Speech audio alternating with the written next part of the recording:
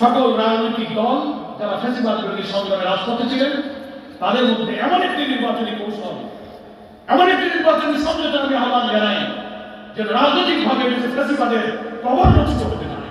পবিত্র পরিচ্ছন্নের হেফাজত রাখার জন্য একটি জাতীয় ঐক্যের মধ্য দিয়ে এমন একটা নির্বাচন হওয়া দরকার আমরা মনে করি, এমন একটি সমঝোতায় নির্বাচন হওয়া দরকার যে জনমত এবং ভোটের মধ্য দিয়ে ওই ফ্যাসিবাদী শক্তিকে জনগণ থেকে বিচ্ছিন্ন করে দিতে হবে। আমরা একসাথে মিলেমিশে যারা রাজপথে ফ্যাসিবাদ বিরোধী আন্দোলন করেছিলাম, হাজারো সহস্র জনতা যাদের জন্য জীবন দিল, প্রায় 40,000 লোকের আহত, ক্ষতবিক্ষত, চোখ নেই, কান নেই, পা নেই, মগজের মধ্যে গুলি নিয়ে এখন অসুস্থ কাটাচ্ছে, তাদের এই আত্মদান, তাদের এই রক্তদান, তাদের এই রক্তের ঋণ তখনই শোধ হবে যে একটু নতুন বাংলাদেশ বিনির্মাণে আমরা যখন একটি গ্রহণযোগ্য নির্বাচনে জাতীয় ঐক্যের মধ্য দিয়ে ওই ফ্যাসিবাদ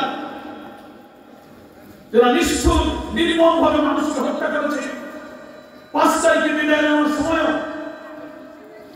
মানুষ মেরে খুন করেছে, সেই মৃতদেহকে আগুন দিয়ে পুড়িয়ে জ্বালিয়ে ছাই করে দেশের মানুষকে হেলিকপ্টার চালিয়ে, সরকারি বাহিনী হেলিকপ্টার দিয়ে মানুষকে গুলি করে সেই দেশের মানুষকে হত্যা করে, দুনিয়ার ফ্যাসিজমের ইতিহাসে সে ঘটনা বিরল। তাও বাংলাদেশে ঘটেছে।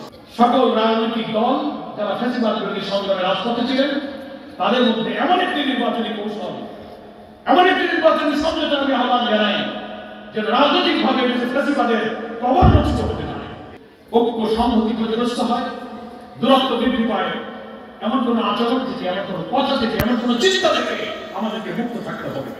বাইরে বিদেশি সংস্থা গোয়েন্দাদের এমন সব চক্রান্তের বিরুদ্ধে জাতীয় মুখ দিয়ে আমাদেরকে উঠে দিতে হবে যে আমরা আগামী দিনের আমাদের ভাগ্য আমরাই করবো। আমরা আধিপত্যবাদী শক্তি জাগ্রত করতে পারবো না, গোলামি করতে পারবো না।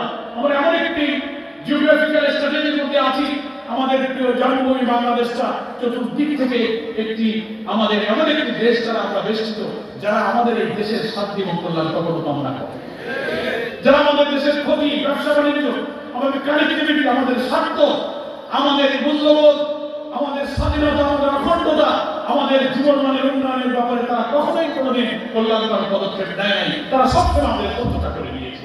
এমন একটি দেশ দিয়ে আমরা চতুর্দিক থেকে বেষ্টিত আছি, আর একদিকে আছে আমাদের সাগর। আমাদের পাশে কোনো মুসলিম কোনো বন্ধু রাষ্ট্র আমাদের নেই।